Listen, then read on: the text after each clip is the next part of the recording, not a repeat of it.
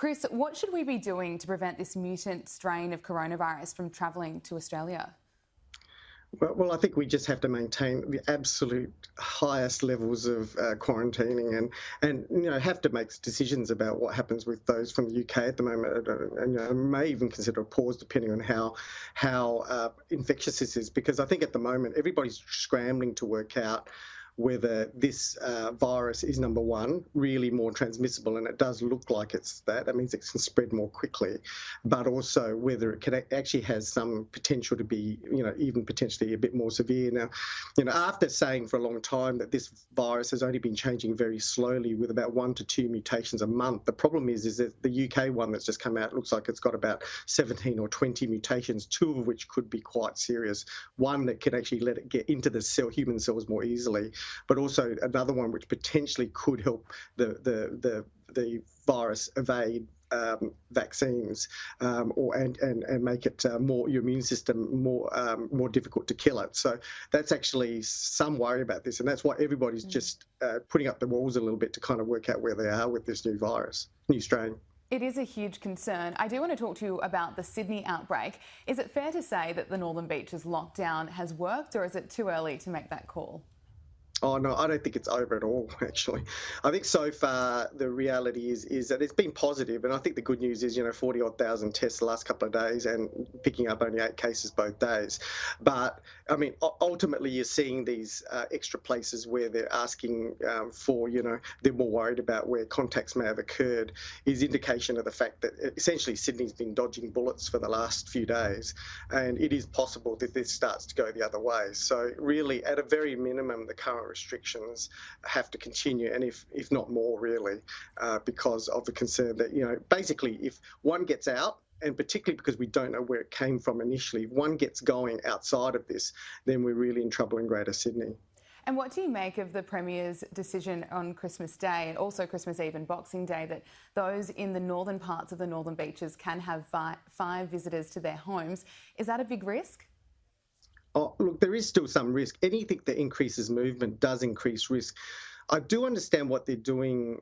Look, this has been a very difficult balancing act, I'm sure. I mean, from a pure health point of view, I think, to be frank, most people would say that the government should probably have gone harder earlier and possibly even had a wider lockdown across the city.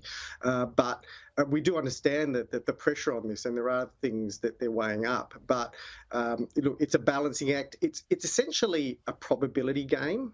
What they're doing is actually weighing up the probability and trying to make the best decision possible with the probability. So far, they've done okay, but there is still a possibility things do get out of hand if their luck runs out.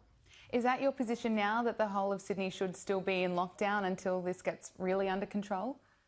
Oh, look, I think there is some argument, and look, I don't want to get into the various sort of premiers having a bit of a go at each other about holding your nerve or, whack-a-mole type stuff that's been going on.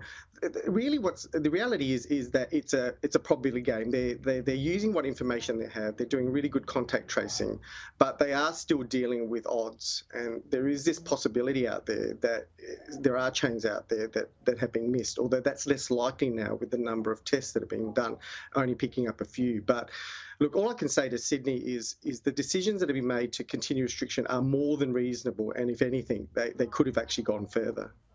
And the restrictions for the southern parts of the Northern Beaches, they can still have visitors from outside that region. Is that a big risk that the cases could potentially spread throughout the city? It is possible, and I suppose we're going to have to look at the numbers today. Obviously, they have the authorities there, Kerry Chant and her team, have much better numbers about what's going on there. And the lucky thing is, to some degree, that Northern Beaches area is relatively isolated off. And I think that's been the saving grace in all this. Had it been possibly in Western Sydney or any other part of Sydney, it might not be the case. But look, I think so far they've got lucky, and that has to be, and that's hopefully we need a bit of Christmas luck here to get through these next few days. We've got Christmas to get through, and then there's New Year's Eve. You don't believe that the New Year's Eve fireworks should go ahead in Sydney, is that right? Oh, the AMA position is that's a massive potential super spreading event, and I think it's pretty much acknowledged that you must consider that. Again, I understand the pressure, there's political pressure to keep it going, but that is a potential super spreading event where, you know, people are going to be going around unchecked, you know, close to other people and not really able to contact trace. That's the problem. You suddenly completely lose control in terms of being able to sort of contact trace, because people will be standing next to each other potentially and getting infected, but they'll never know. And so I think really, can I just ask Sydney-siders to understand that why the decisions are being made and do their best? You know, we're encouraging the wearing of masks, do the physical distancing, and most importantly, if you're sick, do not go out and go get tested and stay home till you actually get the result and you get well. Good advice. Get tested if you're displaying any symptoms. Dr. Chris Moy, really appreciate your time on Christmas Eve. Merry Christmas. And Merry Christmas.